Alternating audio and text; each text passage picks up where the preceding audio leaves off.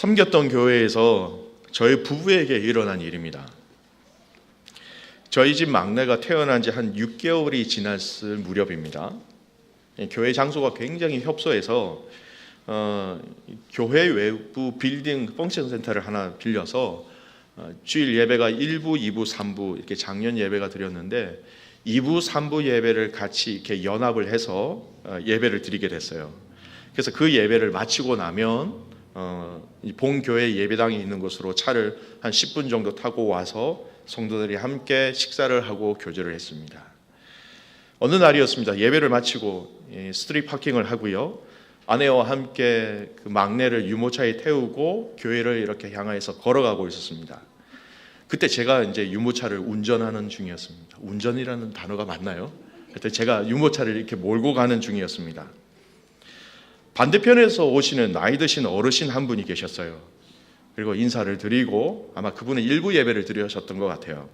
인사를 드리고 가는데 한 분이 이제 저에게 그런 얘기를 하셨죠. 저를 향하여 말씀하신 것이 아니라 아내에게 얘기했던 것 같습니다. 사모님이 유모차를 운전하셔야지 왜 목사님이 운전하세요? 그래서 아내가 깜짝 놀라서 그 유모차의 핸들을 아내가 잡았습니다. 저도 멋쩍이 이렇게 해서 그 핸들을 아내한테 넘겼죠. 한 2주가 지났던 것 같아요. 그 일이 있고 난 뒤에 2주 뒤에 여전히 예배를 마치고 주차하고 돌아오는 길에 이제는 젊은 부부 몇 커플을 만났습니다. 이 반대편에서 이렇게 걸어오고 있고 이렇게 쭉 갔지요. 이제 그 커플 중에 한 자매님이 또 저를 향하여서 이런 얘기를 했습니다. 목사님, 왜 목사님이 유모차를 핸들 안 하세요? 그래서 얼른 제가 놀라서 또 유모차를 제가 잡았습니다. 예. 문제는 여기서 얘기가 끝나면 좋은데 또 몇 주가 지나세요. 예배를 마치고 다시 예배당으로 이렇게 유모차를 보고 가는 중에 앞에서 나이 드신 어르신과 그 젊은 커플들이 같이 저희 가정을 향해서 걸어오고 있었습니다. 순간 당황을 했지요. 누가 핸들을 잡아야 하는가? 여러분, 누가 핸들을 잡아야 될까요? 예, 똑똑하시네요. 그래서 얼른 한쪽은 제가, 한쪽은 아내가 잡고 이 유모차를 쭉 밀고 가기 시작했습니다. 뭐라고 얘기하셨는지 그때는 별 얘기 없이 그냥 지나가셨던 것 같아요. 여러분, 이 스토리가 예배 이후에 식사하시면서 여러분 논쟁거리가 되지 않았으면 좋겠습니다. 진리 문제가 아니기 때문에 누가 유모차의 핸들을 잡는 거 저희들에게는 큰 문제가 되지 않았고요. 아마 여러분에게도 큰 문제가 되지 않을 겁니다. 제가 몸이 아프거나 다른 짐을 들고 있었다면 아내가 핸들할 수도 있는 것이고요. 제가 손에 여유가 있었으면 제가 유모차를 핸들할 수 있는 것이죠. 단지 이제 그렇게 생각하시는 분들을 위한 배려로 저희들이 그렇게 반응한 것이지 그 이상도 그 이하도 아니었습니다. 진리의 문제가 아니었기 때문에 웃으면서 넘길 수 있는, 그리고 이 이야기를 들으시면서도 여러분이 웃을 수 있는 하나의 에피소드였죠. 지금 생각해도 참 우스웠던 것 같아요. 오늘 이 땅에 살아가는 예수님을 믿는 사람들에게 이러한 양상의 문제가 근데 진리의 문제로 우리에게 다가올 때 우리의 결정과 우리의 반응은 쉽지 않다라는 것이죠. 분명히 성경은 이렇게 말씀하고 계시는데, 분명히 신앙과 믿음은 이렇게 하는 게 맞는 것인데, 나도 이렇게 하는 것이 맞다고 알고 있고 옳은 것임을 인정하고 있는데 세상이나 세상 사람들이 우리의 삶에 깊숙하게 들어와서 그건 아니지, 그건 다른 것이지, 이렇게 해도 괜찮아라고 우리에게 속삭일 때 여러분 참 우리는 참 많은 갈등을 하게 되는 것이 현실인 것 같습니다. 우리의 신앙과 현실에 여러분 온도차가 있다라는 것이죠. 다른 말로 얘기하면 세상과 믿음 사이에는 틀림없이 갭이 있다라는 것입니다. 차이가 크면 클수록 우리는 더 큰 갈등, 더 큰 고민을 하게 된다라는 것이죠. 그래서 가끔씩 우리가 원하진 않았지만 현실과 타협하기도 하고, 타협하는 것이 하나님 앞에 때로는 죄송하기도 하고, 내가 좀 부끄럽고 내 자신에 대해서 실망감을 가지는 것, 그럴 때가 있는 것이죠. 근데 분명한 것은 여러분, 우리의 이런 반복적인 신앙적인 패턴은요, 절대 우리의 믿음과 우리의 신앙의 성장에 전혀 도움이 되지 않는다라는 것입니다. 세상을 따라가는 것도 아니고요. 그렇다고 해서 주님을 온전히 따라가는 것도 아니고, 세상이 강하게 다가올 때는 세상의 방법으로 유모차를 모는 것이고요. 하나님이 강하게 다가오실 때는 하나님의 방법으로 유모차를 이렇게 핸들링하는 것이고요. 세상과 하나님이 마주치는 그곳에서는 이것도 아닌 저것도 아닌 저희 부부가 한 것처럼 한 유모차를 두고 두 사람이 운전하는 것처럼 그런 모양의 양태를 드러낼 때가 있다는 것이죠.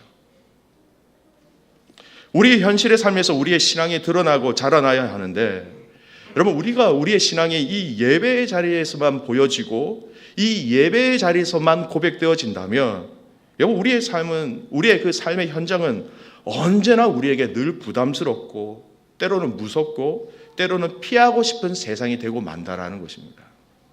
여러분, 진정한 영성은 예배 드릴 때 태어난 영성이 아니에요. 현실 속에서, 문제 속에서 우리의 참다운 믿음과 또 우리의 영성이 그대로 드러난다는 것이죠. 오늘 읽은 이 본문은요, 세상 속에서 여전히 성도로서 우리의 정체성을 완전히 드러내지 못하는 성도들에게, 연약한 우리들에게 굉장히 본질적인 내용으로 이 문제를 해결하는 방법을 예수님께서 말씀하고 계신 본문입니다. 우리가 어떻게 하면 삶의 현장 속에서, 어떻게 하면 우리의 모든 삶의 영역에서 성도로서, 크리스찬으로서, 하나님의 자녀로서 이 신앙의 정체성을 지키고 드러내고 살아갈 수 있느냐라는 것입니다. 사랑과 믿음의 가족 여러분, 여러분의 삶 속에서, 여러분의 모든 그 영역 속에서 이런 신앙의 정체성이 제대로 드러나지 않는 그 영역들이 있다면, 여러분, 오늘 이 말씀을 통해서 범사의 모든 영역에 하나님을 인정하시는 저와 여러분 되시기를 주님의 이름으로 축복합니다. 중요한 것이죠. 범사의 하나님을 하나님으로 인정하는 것. 이원론적인 신앙생활이 아니라 세상 속에서 살아가지만 세상 속에서도 여전히 우리의 신앙의 정체성을 가지고 그것을 비출 수 있는 사람들. 오늘 이 본문의 내용으로 좀 돌아가겠습니다. 오늘 이 본문의 내용은 여러분 그 당시에 로마와 유대의 문화와 정치적인 이 배경들을 좀 알아야, 이 배경을 아는 것이 오늘 본문의 말씀의 절반 이상을 이해하는 중요한 밑거름이 됩니다. 배경을 좀 설명해 드릴게요. 로마는 굉장히 넓은 땅을 가졌죠.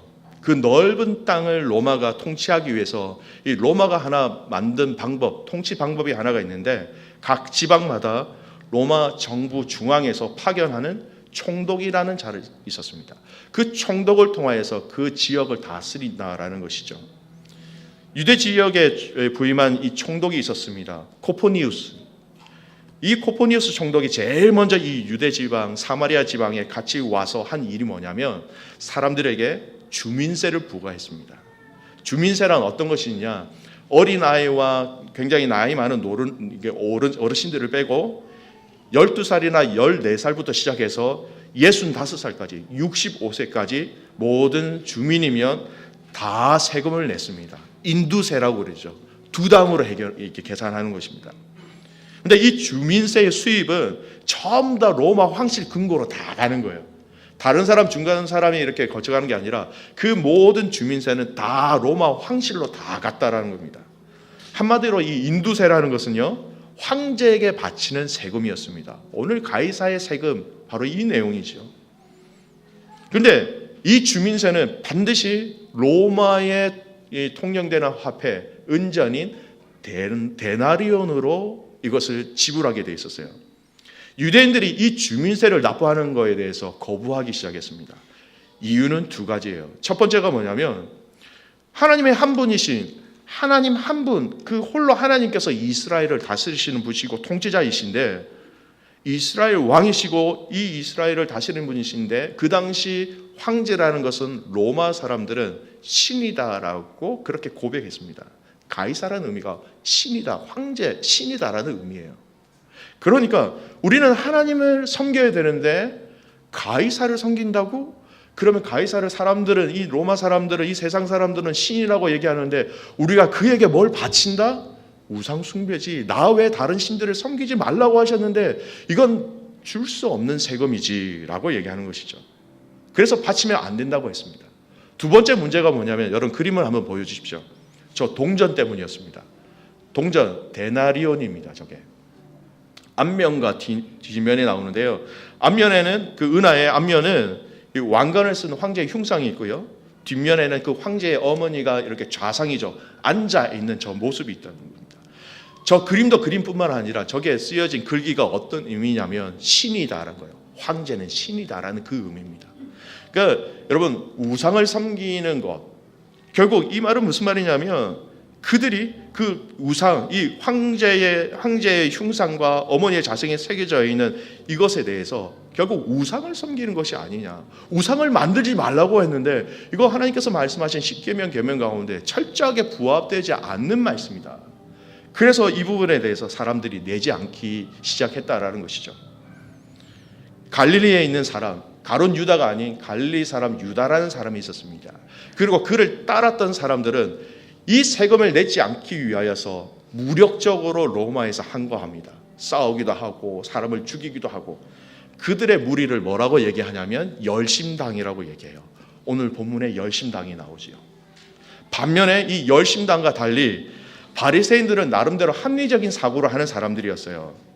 열심당 같이 극단적인 어떤 저항 운동은 하지 않았지만 그들은 양심의 약간의 가책과 번민을 느끼면서도 이 온건한 입장을 취해서 이 주민세를 납부했습니다. 그러니까 서로 이 세금에 대한 노선이 다른 무리였다는 것이죠. 바리새인과 열심당은 근원적으로 볼 때 여러분 합칠 수 없는 사람들이에요. 열심당이 볼 때는 이 바리새인들은 우상을 섬기는 사람들이었습니다. 그런데 오늘 서로 함께 할 수 없는 사람들이 의기투합을 해서 예수님께 와서 예수님에게 질문을 던진다라는 것이죠. 어떤 질문을 합니까? 본문으로 돌아옵니다.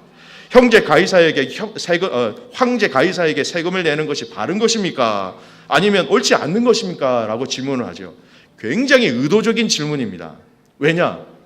Yes, No 두 가지 다 답을 해도 예수님께서는 그의 신상에 문제가 생길 만한 일들이 야기될 수 있었기 때문입니다. 그래, 이거 세금 내는 거 맞아라고 옳다라고 얘기하시면 아까 말씀드렸죠.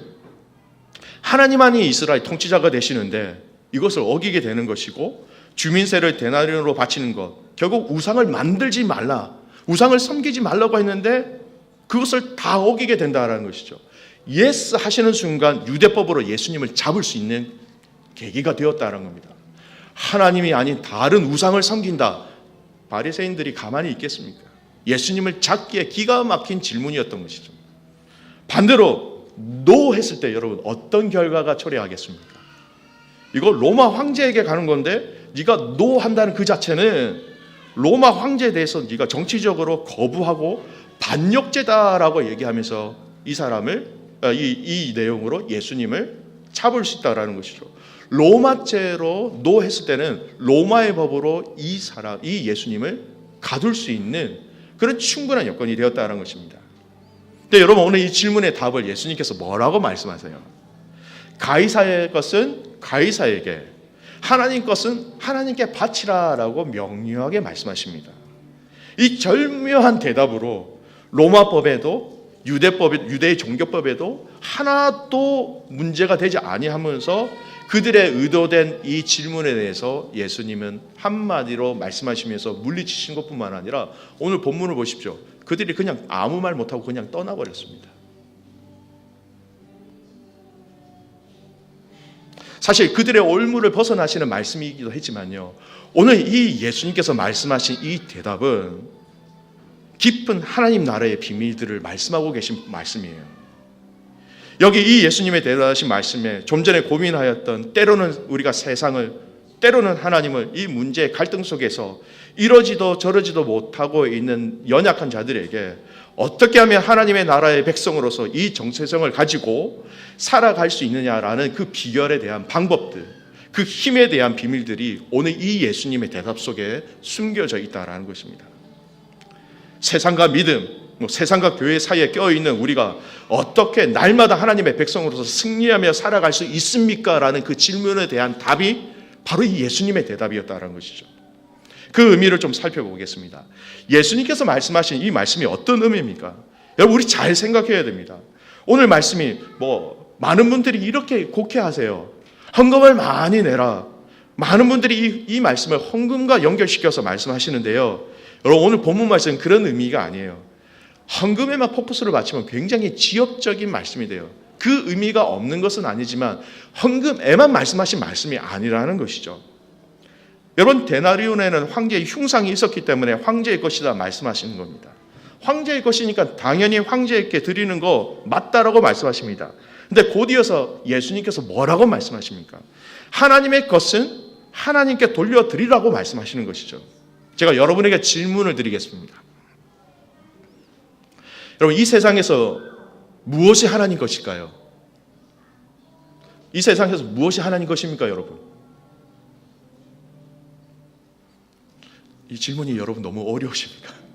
제가 질문을 바꿔서 얘기해 드릴게요. 이 세상에서 하나님 것이 아닌 게 뭐가 있습니까, 여러분? 그렇죠? 다 하나님 것이라고 성경은 얘기하고 있습니다.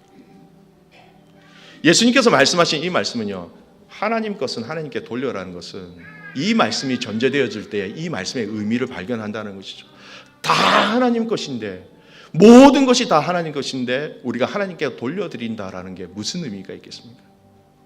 성경을 한번 찾아볼까요? 성경에서는 수많은 구절에서 이 세상의 모든 것이 하나님 것이다 라고 말씀하고 있는 말씀이 있습니다. 신명기 10장 14절 말씀인데요, 같이 한번 읽겠습니다. 시작. 하늘과 모든 하늘의 하늘과 땅과 그 위의 만물은 본래 내 하나님 여호와께 속한 것이로되. 하늘, 또 하늘의 하늘, 땅, 그 위의 만물 다 하나님께 속한 것이다. belong이라는 단어로 내 것이다 라고 말씀하고 계신 거예요. 시편 24편 1절 말씀입니다. 같이 읽겠습니다. 땅과 거기에 충만한 것과 세계와 그 가운데 사는 자들은 다 여호와의 것이로다. 그 모든 사이에 사는 모든 사람들조차도 다 여호와 하나님의 것이라고 말씀하고 있습니다. 여러분, 성경 건축을 위해서 또 부흥의 역사를 이뤘던 학개서 말씀해 보면 이렇게 말씀하십니다. 학개서 2장 8절 말씀인데요, 함께 읽겠습니다. 은도 내 것이요 금도 내 것이라 만군의 여호와의 말이니라. 은, 금, 재물을 얘기하는 것이죠. 그것 또한 다 내 것이라고 말씀하시는 거예요. 시편 50편 10절에서 12절까지의 말씀인데요, 같이 한번 읽겠습니다. 시작. 이는 살림의 짐승들과 뭇 산자의 가축이 다 내 것이며 산의 모든 새들도 내가 아는 것이며 들의 짐승도 내 것이로 내가 가령 주려도 내가 이르지 아니할 것은 세계와 거기에 충만한 것이 내 것이미로다. 그 모든 천하 만물에 창조한 그 하늘과 땅 사이에 있는 그 모든 것이 다 내 것이다, 내 것이다, 내 것이다. 하나님께서 친히 말씀하고 계신 것입니다. 그리고 여러분, 더 중요한 게 있어요. 이 땅의 성도들을 향하여서, 믿음의 사람들을 향하여서 말씀하신 말씀이 있습니다. 이사야 43장 1절 말씀, 야고바라고 얘기하시는데 이 야곱은 믿음의 사람은 이스라엘을 대신하는 하나의 상징적인 의미였어요. 43장 1절 말씀 함께 읽겠습니다. 야고바, 너를 창조하신 여호와께서 지금 말씀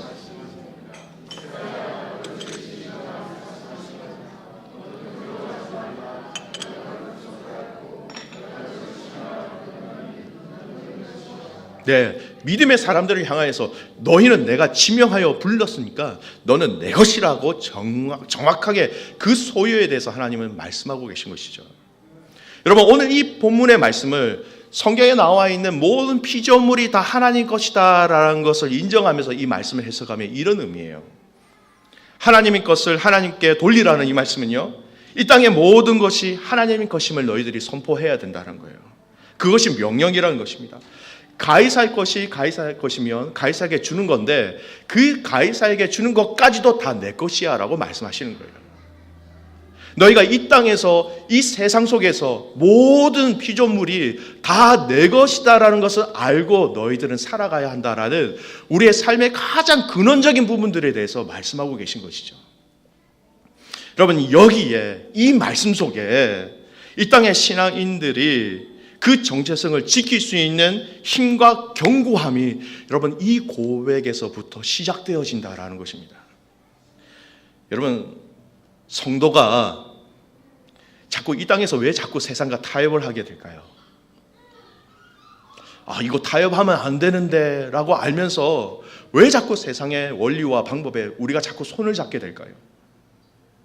이 세상에서 이 세상에 있는 것들이 좀 더 내 것으로 가져오기 위해서 우리가 타협을 많이 하잖아요. 반대일 수도 있죠. 이거 분명히 내 것인데 이것이 내 것이 세상에게 좀 더 빼앗기지 아니하도록 저희들이 세상과 타협을 할 때가 많이 있다라는 것입니다.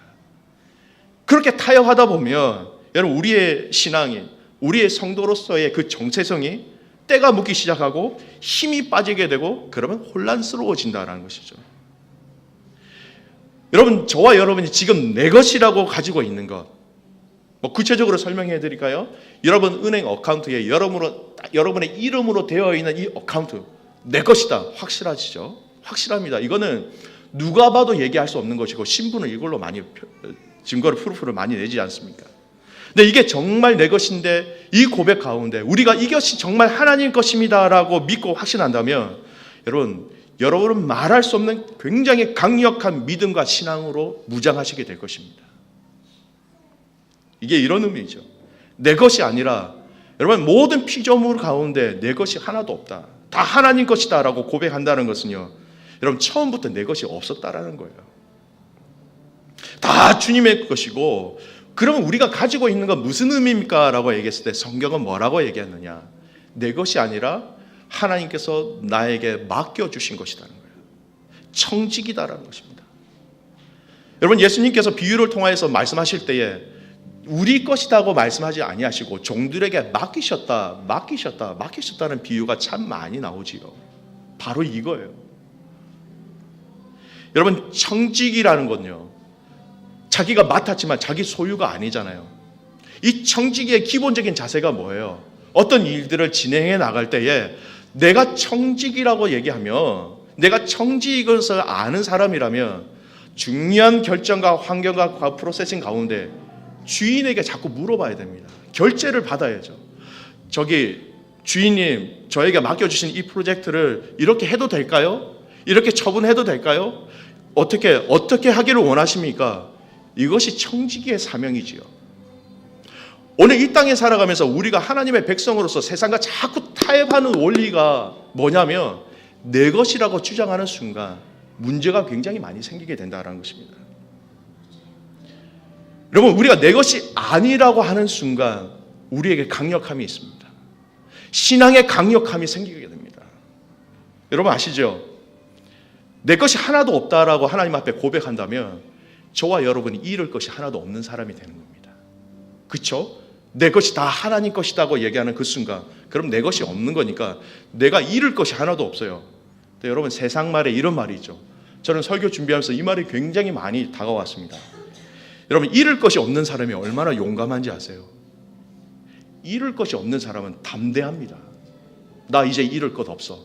내가 여기에 매진할 수 있어. 이거 잃을 것 없어. 내가 올인할 수 있어. 여기서부터 여러분 신앙의 담대한 결단과 결심이 이어지게 된다라는 것이죠. 여러분 사도 바울의 담대함이 어디서 나옵니까? 그가 그의 인생을 다 놓고 정말 그를 통해서 얼마나 많은 복음의 증거가 전진이 있었습니까? 그가 조금도 구차하게 여기지 아니하고 주저하지 아니하고 그 하나님의 사명을 잘 감당할 수 있었던 것은 그의 고백을 통해서 오늘 주제와 같은 똑같은 고백을 그가 하고 있음을 발견할 수 있습니다. 로마서 14장 8절 말씀이에요. 우리가 살아도 주를 위하여 살고 죽어도 주를 위하여 죽나니 그러므로 사나 죽으나 우리가 주의 것이로다. 사도 바울은 자기 인생, 자기 생명조차도 내 것이 아니라 하나님 것이다 라고 하나님께 올려드렸기 때문에 그 주인님께로 돌려드렸기 때문에 그는 가차없이 타협하지 아니하고 담대하게 이 복음을 증거할 수 있었다라는 것입니다. 사랑과 귀한 믿음의 가족 여러분, 지금 여러분의 신앙의 발목을 잡고 있는 것이 무엇입니까? 여러분 지금 고민하고 계신 그 고민의 문제가 뭐예요? 그 문제의 근원이 그 문제가 가지고 있는 모든 영역들이 하나님 것입니다라고 선포를 하신 적이 있으십니까? 여러분 우리에게 주신 모든 것이 저와 여러분이 다 주님의 것입니다. 하나님 것입니다라고 고백하기를 주님의 이름으로 축복합니다. 우리의 시간들, 우리의 재정들, 우리의 건강, 우리에게 주신 자녀들까지도 하나님 내 것이 아닙니다. 주님의 것입니다. 여러분과 저와 그 자체도 다 주님의 것입니다 라고 얘기하는 그 순간 하나님께서 하나님의 당신의 일로 받으시고 하나님께서 당신의 일을 해결하시기 위하여서 일하고 계심을 여러분 믿으시기 바랍니다. 여러분, 교회와 가정과 일터와 개인적인 영적 생활에서 왜 문제가 생기는지 아세요? 그 문제들이 생기는 원인 중에 가장 많은 것이 무엇이냐? 내가 주인이라고 외치고 내가 주인이라고 생각하는 그 순간 거기서부터 문제가 시작되어진다는 것입니다. 교회 안에서 그렇게 열심을 다해서 섬기고 봉사하시는 분들 참 귀하지요. 근데 그렇게 열심히 섬기고 봉사하시는 분들이 가끔씩 마지막에 굉장히 안타까운 문제를 일으킬 때가 참 많이 있지요. 내 몸을 섬기는 것처럼 주님의 교회를 섬기는 것인데 이것이 과하게 되면 내 것처럼 교회를 섬기게 된다는 것입니다. 그러면 어떻게 됩니까? 내 생각대로 안 되면 견딜 수 없는 거예요. 좀 안 되면 섭섭한 거예요. 열심을 낸 만큼 실망도 커지는 거예요. 여러분, 저희들의 봉사의 원리도 뭔지 아세요? 이 교회가 철저하게 하나님 것이고 우리의 섬김도 내 것이 아니라 하나님 것입니다라는 것이 이 주인 되심을 정확하게 확인하지 아니하면 내가 섬겼으니까라는 내가가 들어가는 순간 우리의 섬김에 금이 가기 시작하고 사단이 틈타기 시작한다는 것입니다. 이번 주 말씀을 묵상하셨죠? 예수님께서 입성하신 다음에 처음으로 행하신 사건이 뭐냐? 성전 청결 사건이었습니다. 돈을 바꾸는 사람들, 비둘기 파는 사람들, 재물을 더욱더 흠없는 것을 하기 위해서 가까이 와서 재물을 사면 제사를 드릴 때 좋은 재물로 하나님께 영광을 올려드릴 수 있는 것이죠. 성전 세 개를 가지고 있습니다. 그 당시 통용되었던 화폐가 여러분 아시는 것처럼 데나리온입니다. 데나리온 하나님께 드릴 수 없는 것이죠. 그러니까 세 개로 바꿔서 하나님이 받으실 만한 화폐로 바꿔서 올려드리는 거예요. 근데 이것이 무엇이 되었습니까? 그들의 첫 의도가 뭐였겠어요? 제사를 말씀대로 제대로 드릴 수 있도록 우리가 좋은 재물을 좀 준비하자. 건강하고 흠없는 비둘기를 좀 준비하자. 의도는 좋았죠. 사람들이 하나님 앞에 성전세를 드려야 되는데 이 성전세를 잘 드릴 수 있도록 우리가 좀 세계를 많이 준비했다가 데나리온을 받으면 세겔로 바꿔주자. 근데 여러분, 마지막 기록에 보면 이 커미션을 얼마나 받은지 아세요? 80배를 받았대요. 그 사건을 보고 제자들이 요한복음 2장 17절 말씀에 뭐라고 얘기하느냐? 제자들이 성경 말씀에 주의 전을 사모하는 열심히 나를 삼키리라 한 것을 기억하더라. 열심히 있는 그의 하나님의 나라, 하나님의 그 전을 사모하는 열심히 나를 삼킨다라는 정반대의 결과를 내었다는 것입니다. 무슨 말이에요? 주인의 문제예요. 이것이 누구의 것입니까? 라는 철저한 주인의 문제예요. 우리가 이 주인에 대한 문제에 대해서 해결하지 않으면, 자칫 잘못하면 여러분, 우리의 섬김과 우리의 헌신이 내가 했는데 라는 순간 사단은 그 내가라는 그 단어를 통해서 우리에게 틈탄다라는 것입니다. 열심의 방법은요, 이것입니다. 철저하게 내 것이 아니라는 믿음과 생각으로 주님의 교회를 섬기시기를 주님의 이름으로 축복합니다. 내가 한다는 것을 내려놓을 때에 진정한 자유와 신앙의 전진이 있게 되는 것입니다. 내가 한다는 것을 내려놓을 때에 그때부터 주님이 보이기 시작한다는 것이죠. 내가 자꾸 거머쥐고 있으니까요, 주님께서 하시고 싶어도 내가 쥐고 있기 때문에 주님이 참여를 못 하시는 거예요. 주님이 관여를 못 하시는 거예요. 여러분의 문제가 이거 내가 풀어야 될 문제라고 생각하시는 영역들이 있습니까? 여러분, 주님께로 올려드리십시오. 우리가 쥐고 있기 때문에 주님이 관여하시지 못하시는 거예요. 주님 앞에 온전히 이거 다 당신의 것입니다. 이 문제 또한 당신의 것입니다 하고 올려드릴 때에 그건 내 문제가 아니라 하나님의 문제가 된다는 것이죠. 하나님의 당신의 문제시기 때문에 당신이 이 문제를 해결하시기 시작하신다라는 거예요. 사랑하는 코너스톤 한인교회 모든 가족들이 이 말씀에 순종하시기를 주님의 이름으로 축복합니다. 여러분, 제일 위험한 사람이 누군지 아세요? 제가 말씀을 준비하면서 가만히 보니까요, 제가 제일 위험해요, 이 말씀에. 담임 목사이기 때문에. 담임 목사는 책임지고 또 책임지는 자리예요. 많은 결정을 할 수 있겠죠. 근데 이것이 하나님께서 맡겨주신 청직이라는 철저한 그 원리로 하지 아니하면 어떤 일들을 결정할 때마다 주인이신 하나님 앞에 제가 엽짓지 않고 결정을 하고 이끌어가면 여러분 무슨 결과를 낳게 됩니까? 하나님이 이 교회를 향하여서 하실 그 일들을 제가 막게 되는 거예요.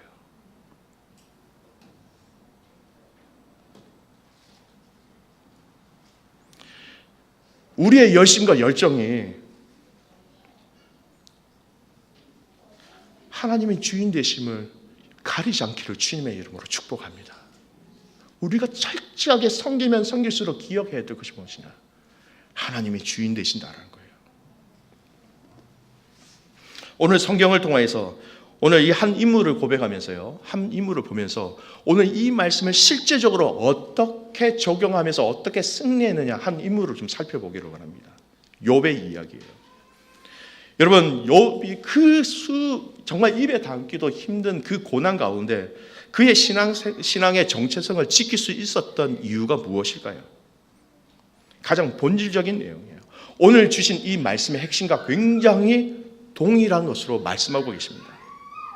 사단이 하나님께 와서 욥에 대해서 이렇게 얘기를 하죠. 욥이 저렇게 하는 거 틀림없이 문제가 있습니다. 아마 자기가 가진 하나님 복 때문에 그런 겁니다 하고 하나님께 실실 이렇게 욥에 대한 부분들에 대해서 이렇게 뭐라고 할까요? 이 시비를 거는 거죠. 하나님께서 그래 네가 마음대로 한번 해봐라 라고 하셨어요. 다만 생명만은 손대지 말라.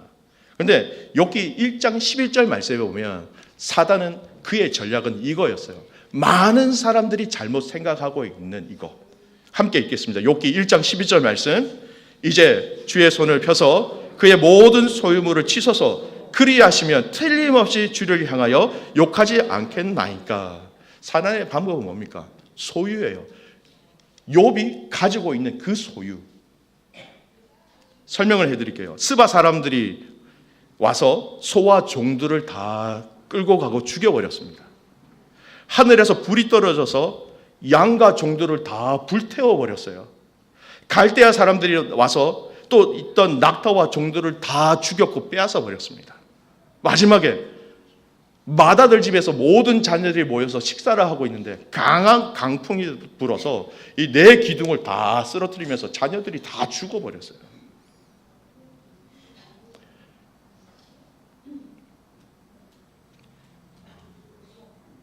여러분, 자녀 한 명이 하나님 나라에 먼저 가도 우리의 마음속에 얼마나 많이 남아 있습니까? 자녀를 먼저 하나님 앞에 보내는 그 마음도 아픈데 온 자녀들이 한 자리에서 싹쓸이 그냥 다 죽어버렸다는 거예요. 인간적으로 생각하면 여러분 이게 저주지 뭐 다른 말로 표현할 게 뭐가 있겠습니까? 저주 중에 저주를 당했다라고 세상 사람들은 그렇게 얘기합니다. 욥의 세 친구들이 와서 한 얘기가 뭐예요? 네가 하나님 앞에 죄를 지었기 때문에 이런 저주를 당했다라고 공격을 하지요. 근데 욥이 이 모든 상황과 환경 속에서 그가 고백하는 고백이 뭡니까? 욥기 1장 21절 22절 말씀이 오늘 욥이 이 모든 환경과 고난 가운데 승리한 비결들을 얘기하고 있는 겁니다. 우리 같이 한번 21절 22절 말씀을 같이 읽겠습니다. 시작. 또한 알봄이 그리로 돌아 주신 이도 여호와시요 거둔 이도 여호와시니 여호와의 이름이 찬송을 받을진다 하고 이 모든 일에 욥이 범죄하지 아니하고 하나님을 향하여 원망하지 아니하니라. 아멘. 슬프지만 아프지만 그가 하나님을 원망하지 않을 수 있었던 것은 주신 소요, 주신 낙타요, 주신 자녀들요 하나님 것이잖아요. 주신 거 하나님이 주셨고 가지고 가신 거 하나님이 가져가셨다. 하나님 것이라는 고백이에요. 하나님 것이니까요.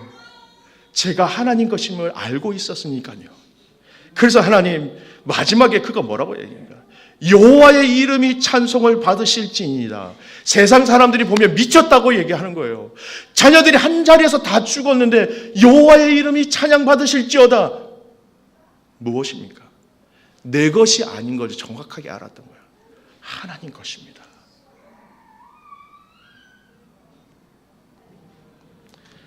사랑과 믿음의 가족 여러분, 내 것이 아니라 나의 모든 것이 하나님 것입니다라는 이 고백의 능력이 있음을 여러분 체험하시기를 정말 주님의 이름으로 축복합니다. 내 것이 아니기 때문에 여러분 담대할 수 있는 거예요. 내 것이 아니기 때문에 물질의 종이 아닌 거예요. 여러분, 욥의 고백, 나에게 주신 재물도 내 것이 아닙니다. 나에게 주신 자녀들도 내 것이 아닙니다. 나에게 주신 건강도 내 것이 아닙니다. 마지막에 요셉이 얼마나 고통을 당합니까? 그 몸에. 여러분, 우리의 신앙생활하는 과정 속에 제일 많은 기도의 제목 90%가 뭔지 아세요? 지금 여러분의 모든 기도의 제목들을 우리 목자 목녀를 통해서 제가 취합을 하는데요, 어제 제가 그동안 받은 모든 기도의 제목들을 데이터상으로 분류를 해봤어요. 재물, 물질입니다. 자녀, 건강. 여러분, 이게 90%예요. 저는 이게 의미가 없다라고 말씀드리는 게 아니에요. 이 많은 기도의 제목 가운데 우리가 승리할 수 있는 방법이 뭐냐? 하나님의 방법대로 기도할 수 있는 방법이 뭐냐? 이런 문제가 있고 이런 기도의 제목이 있지만 하나님, 이 모든 것의 소유는 당신이 되십니다 라는 기도를 덧붙이시기를 주님의 이름으로 축복합니다. 이 고백이 필요한 거예요. 내 자녀, 여러분, 자녀가 내 마음대로 될 때가 있습니까?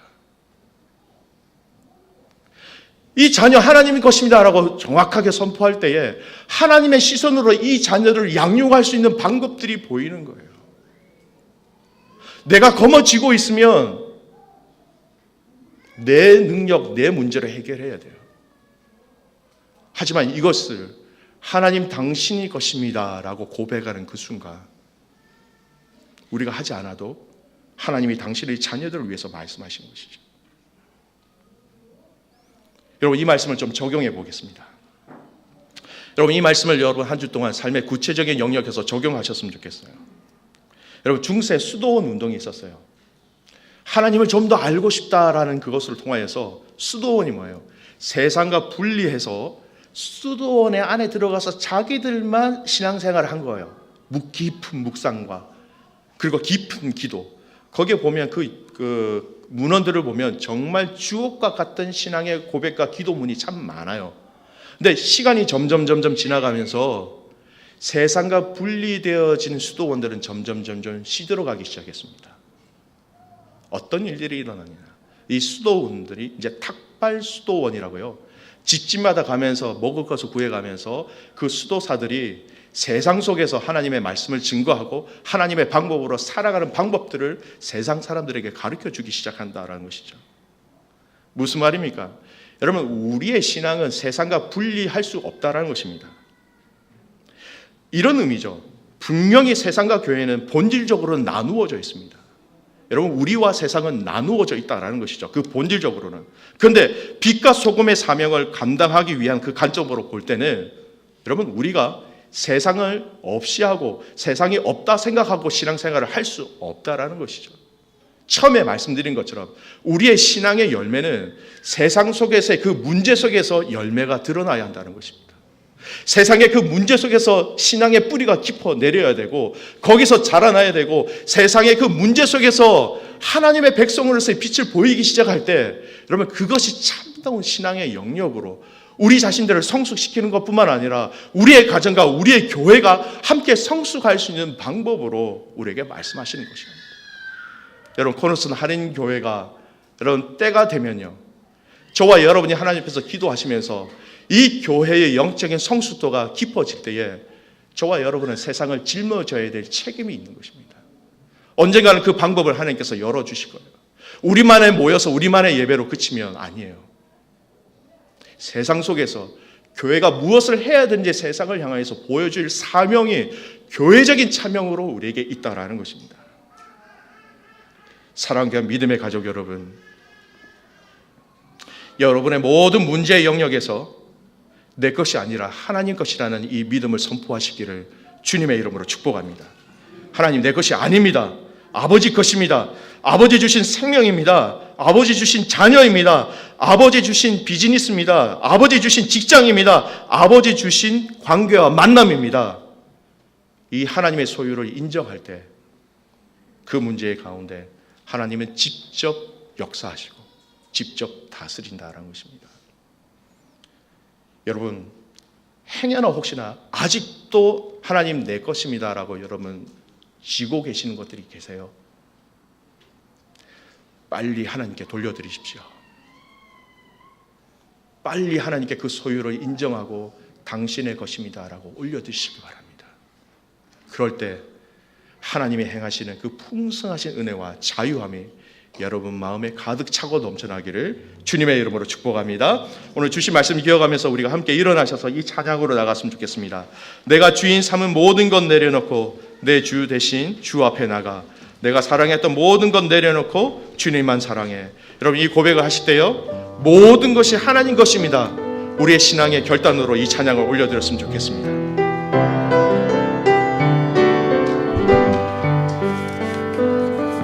내가 주인 삼은 모든 것 내려놓고 내 주